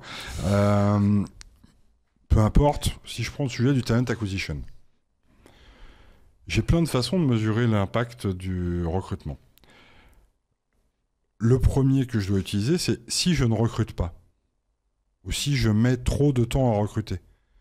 Quel est l'impact sur le poste, le service, l'ABU, on est partenaire, business partner. Si je ne te recrute pas ton commercial, c'est combien de chiffre d'affaires qui ne va pas être généré? Bizarrement, on est capable de mettre des euros en face du trou dans l'organigramme. Pas que, parce que ton commercial, il va mettre... Alors, je prends le commercial parce que c'est le plus facile pour l'image, d'accord, sur ce sujet-là. Évidemment, l'exercice, on peut le faire sur n'importe quel job dans l'organisation. Pas forcément avec les mêmes résultats. Mais, ton commercial, il va mettre combien de temps avant d'être autonome et rentable? Si je décale d'autant le temps pour le recruter, forcément, je décale d'autant le moment où j'ai tout mon ROI. Deuxième chose, Quelle est la différence entre recruter un commercial junior ou un senior sur le même poste? Là, je viens de challenger le besoin exprimé par mon client interne, le hiring manager. Ah ouais, pas de budget, tu me prends un junior. Ok. Junior, cycle de vente long, besoin d'un réseau. Bah ton ROI, tu l'auras dans 4 ans. Ah bah non, moi j'ai mes objectifs à faire cette année. Ok, et ben tout ça, on va prendre des hypothèses ensemble et on va le mesurer. C'est pas moi, le DRH, qui sait, par définition. Par contre, moi, je vais venir avec ma schizophrénie naturelle de DRH et de financier pour raisonner sur ton business. Ce qui m'intéresse, c'est de t'aider. Si tu me dis que tu as un temps d'objectifs à faire à la fin de l'année, que tu as un départ qui est prévu, que tu auras probablement un autre départ que tu n'as pas encore prévu, il va falloir qu'on s'organise en amont pour générer le sourcing qui va bien.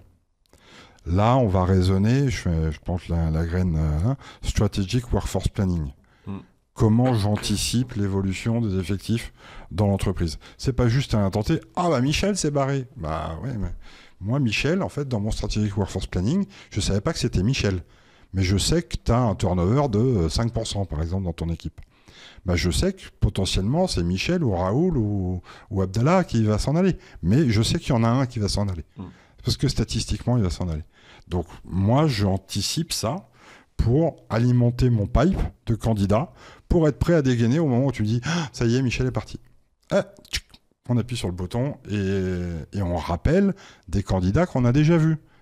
Parce qu'on a anticipé, parce qu'on sait que ton candidat qui n'est pas là, bah c'est 3 mois de chiffre d'affaires en moins, c'est temps, etc., etc. Et là, bizarrement, on réaligne tout le monde sur les mêmes objectifs. Je suis bien business partner et je suis financier. Parce que j'ai quantifié. Idem, alors je pourrais égrener tous les sujets, hein, évidemment, de la fonction RH. Je ne vais même pas parler de la paye, parce que si on ne paye pas les gens, bizarrement, ils ne vont pas être contents. Tu prends le talent development, la formation. La formation, ça coûte cher, on paye déjà 1,5% tous les ans, et pourquoi il faut payer encore un peu plus? Ok. Raisonnons ensemble sur l'obsolescence des compétences dans ton équipe. Quelqu'un qui ne sait pas aujourd'hui maîtriser l'IA, par exemple. Tu lui donnes combien de temps avant d'être complètement obsolète et avant de te dire que tu devrais le virer? Je ne sais pas, 1 an, 2 ans, 3 ans. Okay. Peu importe la réponse, on quantifie. Donc, ok, mais admettons, c'est dans 2 ans. Dans 2 ans, il faut qu'il maîtrise l'IA parce que son métier va complètement intégrer l'IA. C'est peut-être avant, peu importe, on se met d'accord sur 2 ans.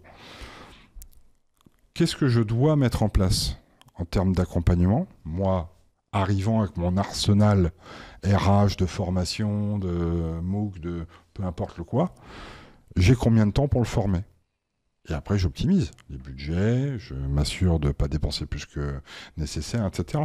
Mais je m'assure que les collaborateurs sont formés au moment où ils doivent l'être au plus tard.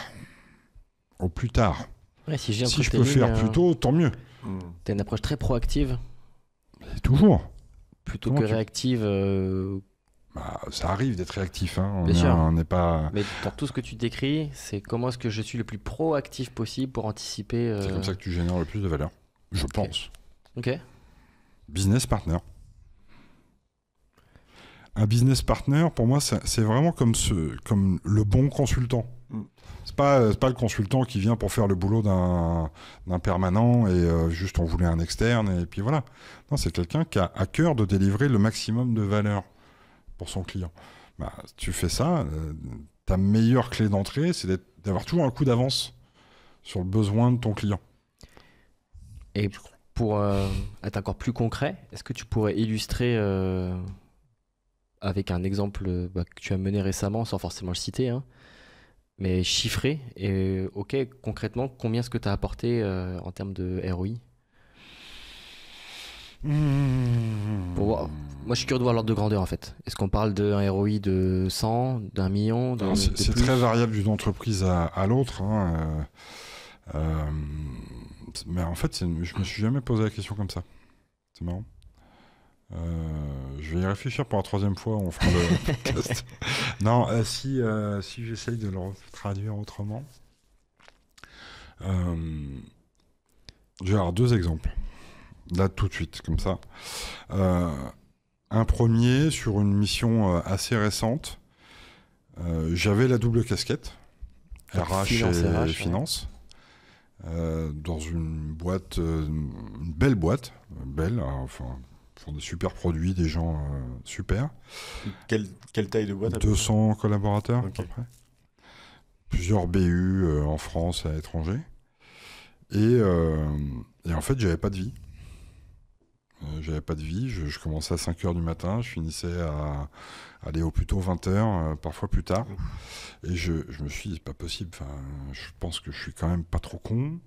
J'ai une assez bonne capacité de travail. J'ai du mal. Mon premier ROI a été de dire qu'il fallait que moi j'arrête la mission, parce qu'il fallait me remplacer par 2 personnes. Un DAF à temps plein et un DRH à temps plein. Ça, c'est un ROI. Le ROI, visiblement, depuis que je suis parti, ils l'ont. Parce qu'ils ont vraiment... Les 2 équipes, l'équipe compta, finance et l'équipe RH, ont chacune un patron dédié. C'est plus de temps pour penser loin, stratégie. C'est plus de temps pour mesurer la qualité de ce qui est fait. Et puis, c'est aussi du temps pour mettre de l'huile de coude soi-même et s'impliquer. Parce que sur une boîte comme ça, forcément, t'es aussi au charbon. Donc, c'est du temps de prod en plus. Et le ROI, il est direct. Je ne sais pas te le quantifier là-dessus en euros, mais oui, en termes de santé mentale des équipes, en termes de projets qui avancent, oui, là, on devrait être capable de le mesurer. Est-ce que le 5h, 20h que tu faisais, c'était pas un trait culturel de l'entreprise? Je pense qu'on était 3-4 sur 200 à faire ce rythme-là. Ok. Et on était tous essorés. Ok. Tu m'étonnes. Ouais, donc c'était quand même hyper agréable et vraiment, c'est boîte et une équipe dirigeante passionnante, adorable, voilà. C'est juste hyper impliqué. Et qui dit hyper impliqué dit tu bosses beaucoup. Voilà. Okay. Un deuxième exemple, c'est sur le recrutement. Pas très vieux non plus. Chaque année, budget en recrutement en centaines de milliers d'euros pour une boîte de 50 personnes. Mais à un moment, vous vous êtes posé la question de recruter un recruteur? Pourquoi faire? On a des cabinets qui font très bien le boulot. Ok, on va compter combien coûte le cabinet, combien coûte un recruteur, ce qu'apporte en plus un cabinet. Il y a des réseaux, il y a des tas de choses qu'un cabinet va pouvoir apporter, qu'apportera pas forcément un recruteur en interne, ça faut en avoir conscience. Et puis, voilà, on met tous les éléments dans la balance et on arrive à se dire qu'il y a 80% des jobs qui peuvent être confiés à un recruteur en interne. Et les 20% qui restent, on va continuer de les confier à un cabinet parce que le recruteur interne va être gêné aux entournures. Il y a des moments où, ne serait-ce que recruter son patron ou autre, il y a des moments où c'est pas évident. Ouais. Là, c'est des dizaines de milliers d'euros d'économies chaque année, tout en ayant payé un salaire supplémentaire. C'est clair. 2 exemples comme ça. Ok, merci Ludovic. Et tout à l'heure, tu parlais de développer la capacité à convaincre. Comment tu t'y prends pour convaincre un DG ou un DAF? Tape d'abord. J'essaie toujours de me mettre dans ses baskets.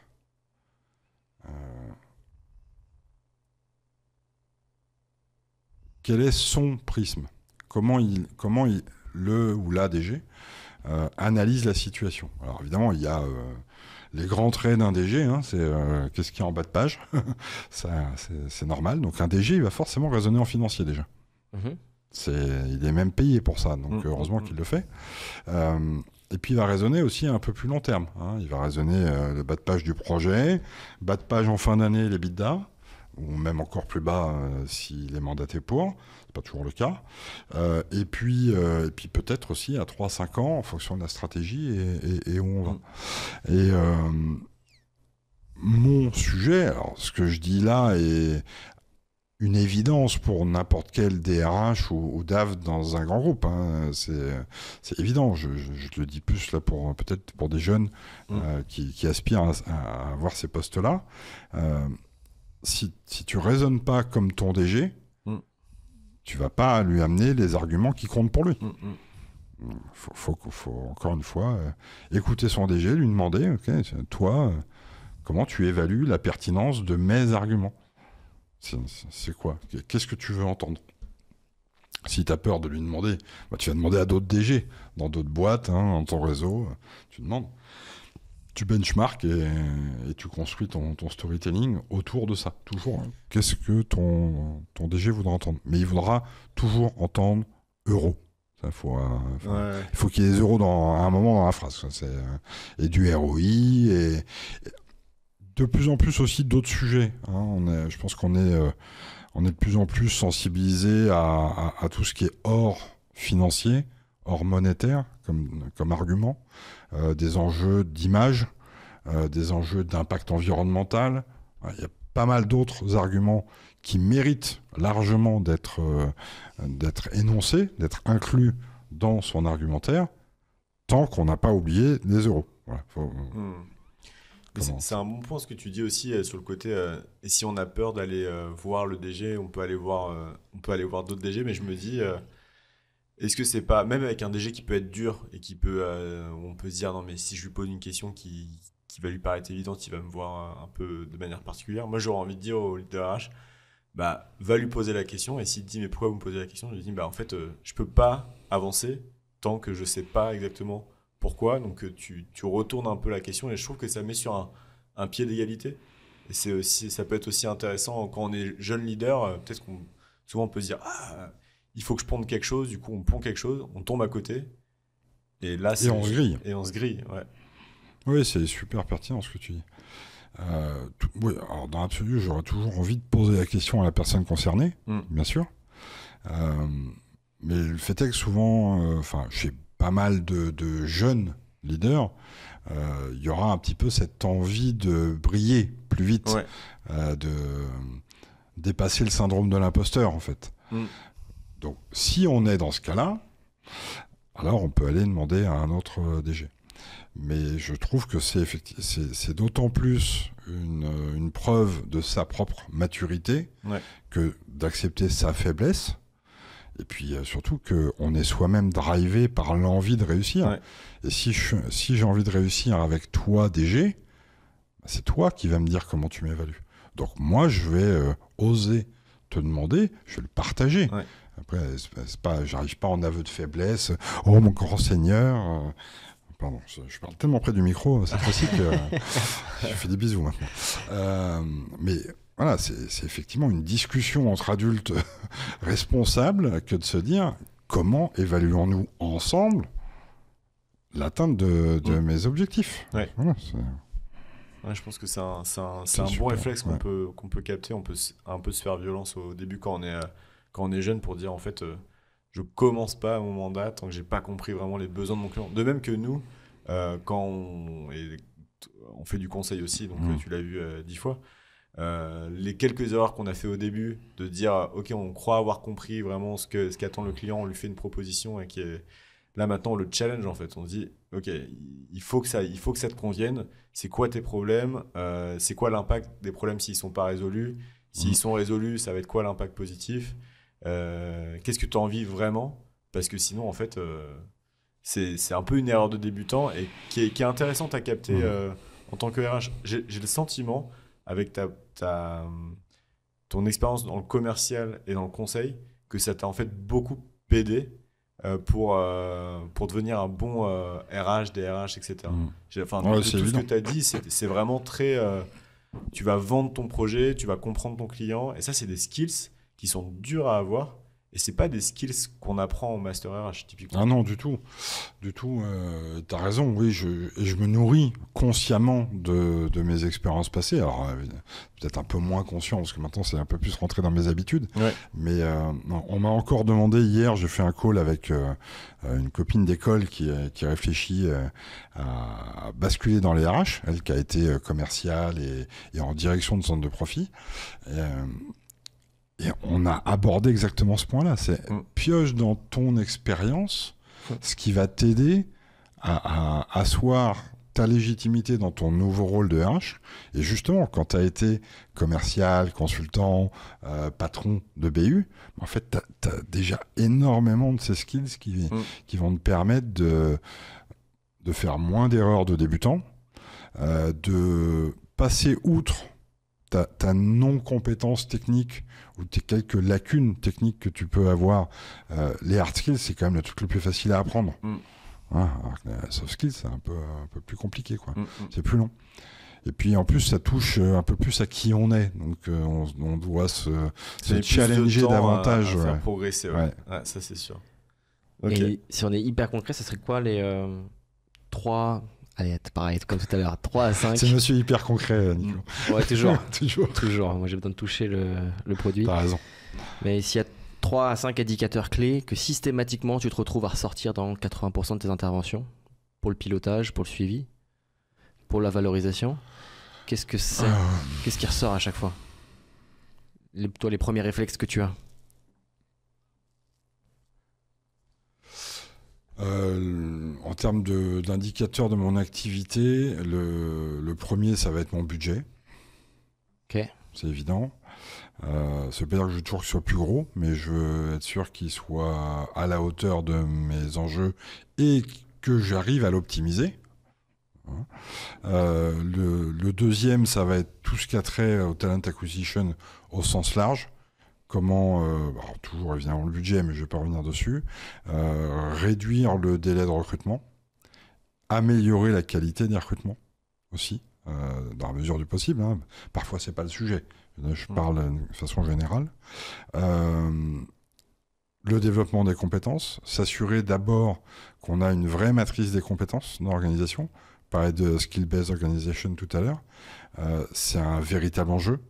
Combien d'organisations, y compris de grande taille, sont incapables de citer les compétences réellement requises pour un poste donné? Probablement la majorité. C'est un truc de dingue. Donc pour moi, ça, c'est un critère très fort. C'est à quel point on connaît les compétences clés de l'organisation, celles dont on a besoin, leur vitesse d'obsolescence, un énorme sujet GEPP, au sens large. Je vais avoir un quatrième sujet sur le niveau d'automatisation de mes processus. Même en grand groupe. En grand groupe comme en petite structure.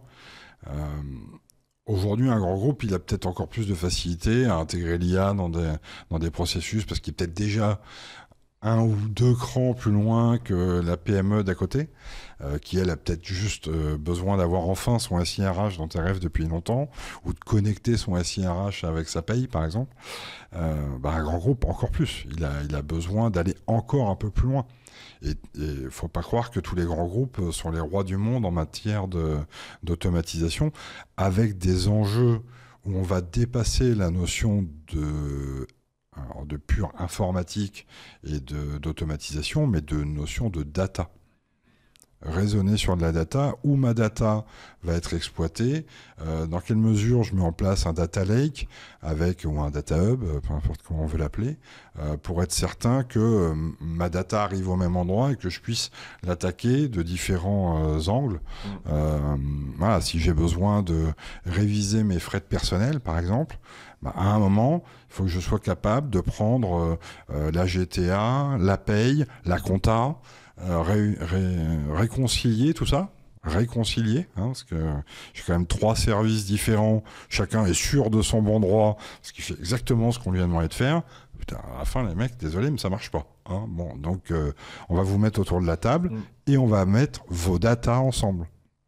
Les deux doivent aller de pair. Et puis, quand même, enfin, tout ce qui a trait au social, engagement,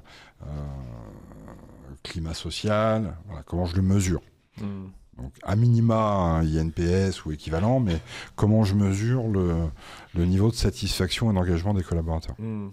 C'est marrant parce que, du coup, en même temps, sans douter, mais il y a vraiment cette teinte-là. Tu as commencé par dire, je regarde le budget, évidemment, et je me dis, si on avait posé cette question aux autres DRH qu'on a eu à cette table, Ils auraient peut-être posé l'engagement en premier. Mais c'est ça qui est intéressant. Ce qui compte, c'est qu'on aborde tous au moins ces 5-là. Je sais pas si tout le monde aurait cité le budget. Alors, je me trompe peut-être et certainement, mais j'ai le sentiment que, et ça aussi qui est intéressant, c'est que en fonction du besoin que l'entreprise va avoir, on va pas avoir besoin du même DRH en fonction du climat social, en fonction de la gestion du budget, en fonction de l'innovation RH. Puis en fonction d'où l'entreprise en est dans son propre cycle aussi. Le très bon DRH d'il y a 5 ans est peut-être plus celui qu'il faut aujourd'hui. Voilà, et c'est OK en fait. Hein. C'est vraiment une question d'être la bonne personne au bon moment en fonction des enjeux du moment ou à venir. Ouais, c'est clair. Tu regardes l'heure. Ah oui. Ouais, je pense que ça va être tight pour ouvrir la porte RH et écologie. On peut passer sur la partie dev perso là. Ouais, carrément. De toute façon, je vais la faire extrêmement courte ce sujet-là parce que évidemment, ça me parle. Je crois qu'il y a pas mieux placé que les RH pour embrasser le sujet de l'écologie, parce que ça touche aux conditions de vie, conditions de travail, QVCT, parce que ça touche au bien-être des collaborateurs, mais ça comme le reste... Pardon, qu'est-ce que c'est que RH et écologie? Comment tu fais le lien? Juste pour bien comprendre, même si on ne va pas trop rentrer dans le sujet. Je pense que tous les services de l'entreprise devraient s'intéresser à l'environnement et à leur impact sur l'environnement. Mais il y en a un qui est direct, qui est celui des conditions de vie qualité de vie et conditions de travail, QVCT. Dans quelle mesure ce que j'apporte à mes collaborateurs va pas impacter leur santé, parce que j'ai une obligation en tant qu'employeur et en particulier en tant que DRH de préserver les conditions de travail des collaborateurs. Donc, je dois travailler là-dessus, je dois m'assurer qu'on ne les expose pas à des gaz, bref, tout ce qu'on peut imaginer sur le sujet. Ça, c'est plutôt l'aspect négatif qu'on doit regarder, hein. Il y a un côté chiffon rouge qu'on doit agiter à un moment. Et puis le côté améliorer. Qu'est-ce que je peux faire de mieux pour que mes collaborateurs, peut-être, quand ils viennent travailler, utilisent davantage de la mobilité douce. Parce que au-delà de l'entreprise, j'ai un meilleur impact sur l'environnement. Si je demande à tous mes collaborateurs de venir en voiture thermique qui pollue, à un moment, j'ouvre un petit peu le champ de ce que je fais et de mon impact en tant qu'employeur dont je porte la voix en tant que DRH. Je ne crée pas les conditions qui vont permettre à mes collaborateurs d'avoir un bon impact sur l'environnement. Alors que si je mets en place la mobilité douce, par exemple, et on est bien aidé, en plus on a quand même beaucoup de chance en France, je vais aider à ce que tous les collaborateurs aient un meilleur impact sur l'environnement. Voilà. C'est un sujet parmi d'autres. Ok, donc c'est là aussi les départements santé et sécurité. On en voit beaucoup dans les groupes industriels, et moi qui travaille pour un client dans un groupe industriel, je vois que c'est un département qui fait partie de la RH et qui prend de plus en plus de place, même auprès de la direction, du COMEX, etc. Et du DRH qui a fait ses vœux là il y a quelques jours, qui a dit en fait on veut 0 accident chez nous et on veut 0 accident chez nos prestataires. Et du coup, au-delà du discours, j'ai vu les actions et c'est extrêmement impressionnant, et j'ai trouvé ça génial parce qu'effectivement, on peut se dire, ça peut être un sujet qui peut être dépriorisé dans l'idée si on n'a pas le côté moral, etc. Et en fait, c'est quelque chose où ils ont envie de créer un asset pour cette entreprise en disant, chez nous, plus que n'importe où dans d'autres industries, on est en avance là-dessus. Et ça, je trouve qu'effectivement, c'est un sujet qui est pris à bras-le-corps par les RH de manière très forte. Et moi, c'est un milieu que je connaissais pas à ce point-là, la partie SSE. Il faut qu'on fasse un épisode dédié à... Ouais. Parce qu'il y a 1000 choses à dire dessus. Véronique là-dessus. Mais effectivement, nous, ce qu'on aime bien, tu l'as compris, ce podcast, il est vraiment dédié au futur leaders RH et aux actuels leaders RH. Et on doit tous se développer personnellement, professionnellement pour aller plus loin, pour apprendre des nouvelles pratiques, pour être bien aussi dans son corps, dans son esprit. On a fait un épisode avec Fabienne Speck, qui est une grande sportive et une coach de DRH. Là-dessus, c'est l'épisode 2 si vous voulez aller là-dessus. Et concrètement, toi, qu'est-ce que tu fais pour continuer à progresser, continuer à apprendre Comment est-ce que tu t'organises là-dessus? J'apprends tous les jours. Ouais, mais comment tu fais? J'apprends tous les jours de mes pairs. J'apprends beaucoup de mes pairs de différentes façons. J'ai co-créé un Slack de DRH qui s'appelle HR Weekend. Alors DRH, HR VP, pas mal de fonctions RH. On a un peu plus de 600. En fait, tous les jours, on apprend les uns des autres. C'est pas parce que moi, je ne pose pas une question que j'apprends pas en lisant la réponse. Donc, tous les jours, je me nourris de ce qui est des échanges qui sont sur ce Slack. J'apprends beaucoup au travers de podcasts, autour d'articles que je lis. T'en aurais à recommander des sources, soit de podcasts, soit d'articles que tu suis Alors, dans les publications, j'aime bien, je lis même régulièrement My RH Line, Christophe, Pat. Il y en a un autre qui va Parlons RH. Thomas. Je crois que je pense Thomas Chardin. Ça, je pense que ce sont mes deux sources principales en France. Après, aux US, alors j'y vais un peu moins ces derniers temps, mais ça fait bien de me remettre le sujet sur la table parce que je vais y retourner. Il y a quelques publications, notamment SHRM. Attends, j'ai un doute sur le... SHRM. Je vérifie. Okay. Que je trouve assez, je vais dire en anglais, mais forward thinking sur le plan RH. Ça va être quoi la thématique? C'est tous les. Ils abordent surtout des enjeux stratégiques. RH. C'est la première fois que j'ai entendu parler de gouvernance, c'était là. Alors c'était il y a plus d'une dizaine d'années, mais il y a une dizaine d'années, j'entendais pas de RH parler de gouvernance. C'est pas un sujet RH. Comme aujourd'hui, on parle de RSE en RH. Il y a 10 ans, ils parlaient déjà de gouvernance chez eux. En termes de podcast, j'avoue que j'en écoute un petit peu moins ces derniers temps, donc les noms ne me reviennent pas comme ça facilement. Il y en a pas mal qui sont dédiés à des aspects RH. J'aime bien, elles en ont fait un petit peu moins ces derniers temps, mais SOWO, 5 RH ou consultantes ensemble. J'aime bien ce midi, évidemment le vôtre, bien sûr, mais il est tout frais, donc pas encore des tonnes d'épisodes, mais ravi d'y contribuer. Il y a celui d'Alexandra Hamda aussi, j'aime bien. Qui m'a interviewé, c'est pas parce qu'elle m'a interviewé aussi, mais que je trouve intéressant, qui aborde des sujets aussi sur un scope RH très très large, très intéressant. Pour ceux qui me reviennent comme ça, j'ai une mauvaise mémoire. Donc. C'est bientôt le week-end. Est-ce qu'il y a quelque chose sur lequel tu aurais envie de te former, où tu te dis, allez, là c'est la prochaine chose, où je me dis, ça vaut le coup de progresser Je me forme aussi assez souvent, là je viens de finir une formation de coach. D'accord. Et d'ailleurs au départ c'était même pas pour devenir coach en tant que tel, c'était vraiment pour embarquer les compétences et la palette d'outils du coach dans mon quotidien de consultant, d'accompagnant des transformations. Bon, en fait j'ai bien aimé le coaching individuel, mais la formation que j'ai faite fait autant le coaching individuel, d'équipe et d'organisation. C'est ça qui me plaisait, The Mountain. Qu'est-ce que tu retiens le plus dans cette formation? Justement, cette dimension holistique. En fait, tu peux pas transformer une organisation si tu n'as pas compris les leviers individuels.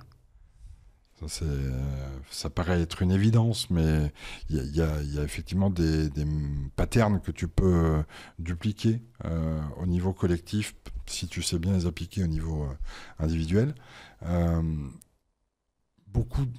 Comme souvent, d'une façon générale, les formations de coach, c'est assez peu théorique et très ancré dans la pratique.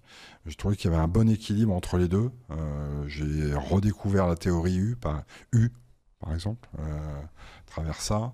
Enfin, vraiment beaucoup d'enseignements qui m'ont aussi beaucoup fait grandir. Quand on se forme au coaching, on se fait coacher. Et donc, on grandit soi-même, aussi, autant en apprenant à faire qu'en étant le cobaye, entre guillemets, en regardant les camarades de promo faire. J'ai déjà fait le design thinking, j'aurais bien dit, je pense pour moi le design thinking c'est un must, faut comprendre le design thinking. Je vais pas arrêter de parler de relations client, comment on considère son client dans l'organisation, c'est la première chose que nous apprend le design thinking, c'est le client au cœur du process, creuser le problème sans supposer la solution, apprendre la technique du double diamant, etc. Voilà, ça c'est un truc qui me plaît pas mal. Et alors, pour répondre enfin à ta question, y a un sujet sur lequel j'étais assez persuadé que je maîtrisais le sujet. Là, je me suis dit, je vais me former à ça, c'est le product management. Ok. Ah bah tu touches une de nos cordes sensibles du coup. Bah voilà. Okay. Et c'est dans quel but? Un peu dans la continuité finalement du design thinking. C'est cette idée de construire un processus, construire un outil pour son efficience et pour l'expérience qu'on va être capable de générer à l'ensemble des utilisateurs, qui soient RH ou qui soient les collaborateurs par exemple. On peut aller chercher un bon outil qui est déjà fait. C'est super, hein, on peut en citer plusieurs, mais on va pas faire de pub vu qu'ils n'ont pas payé. Mais il y a de super outils récents qui ont bien ce mindset-là de product management dans la façon dont ils l'ont conçu. C'est pas pour autant qu'on l'aborde de la même manière quand on va le vendre en interne dans l'organisation. Et vendre un projet en interne, c'est penser product, c'est penser à mon client. On en revient toujours au même. Quels sont les besoins de mon client? Je me souviens, dans une start-up que j'accompagnais il y a quelques années, enfin j'étais même dedans, le CPO, le Chief Product Officer, à un moment me dit, Ludo, tu es en train de nous faire une feature machine, je crois qu'il a appelé ça. Feature... je sais plus comment il a appelé ça. Enfin, en gros, tu te fais plaisir, là. Tu te fais plaisir à nous sortir plein de trucs vachement bien, hein, y a pas de débat. C'est super intéressant. Tous les sujets que tu amènes, on les aime bien.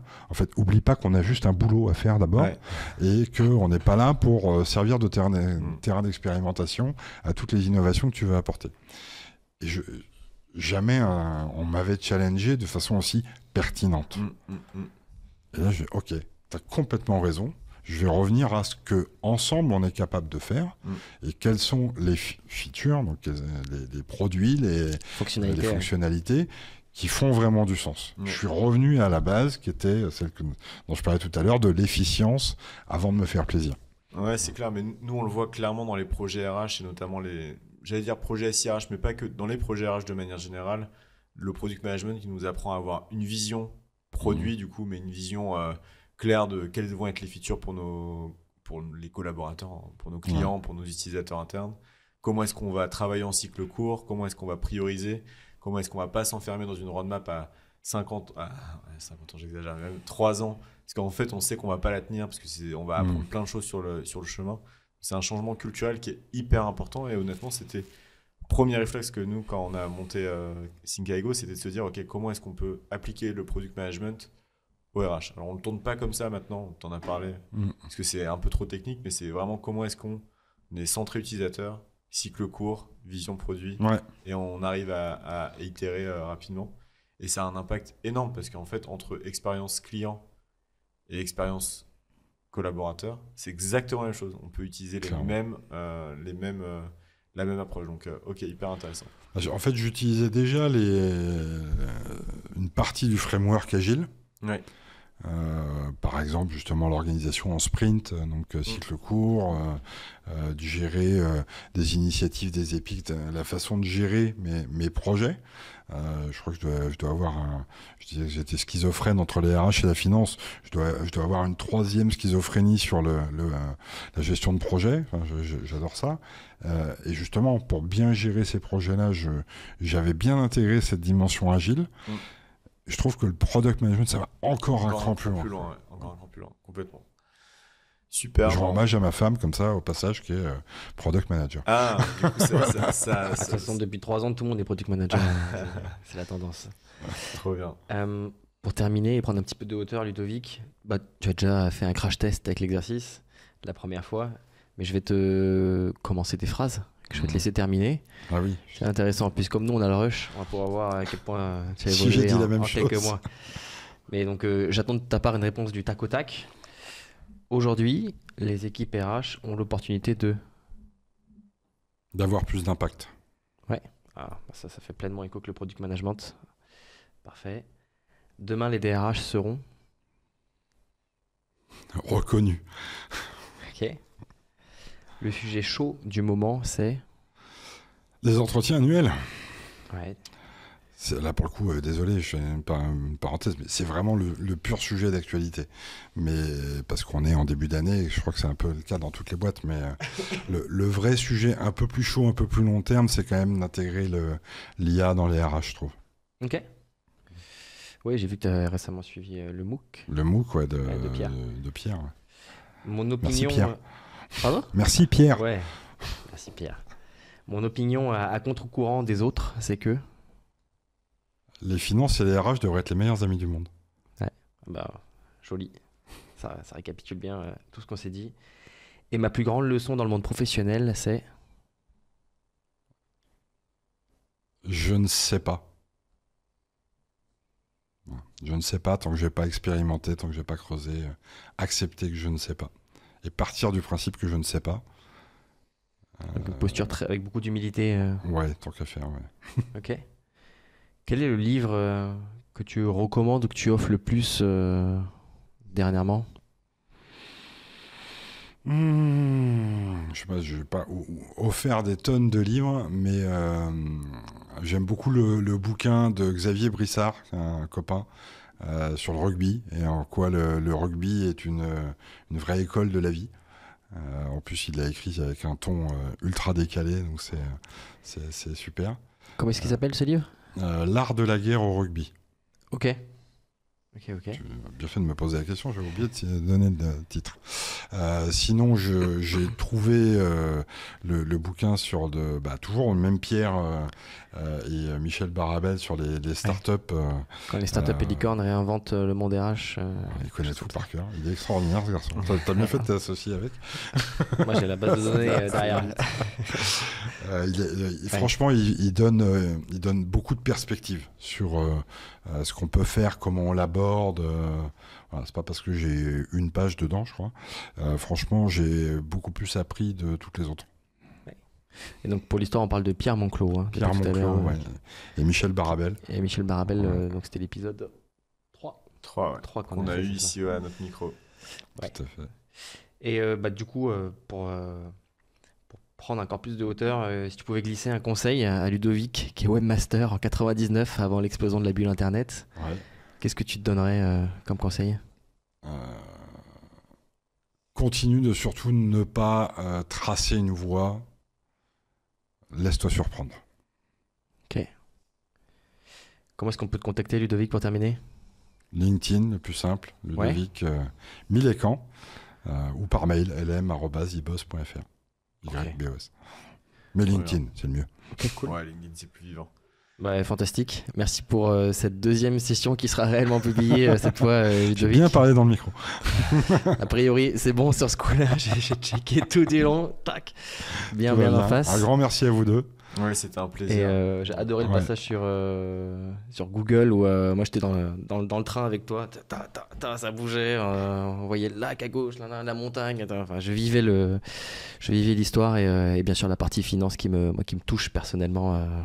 Voilà, donc merci pour ton partage et à très vite, Ludovic. Merci à vous deux. Merci. À bientôt. Salut. Ciao.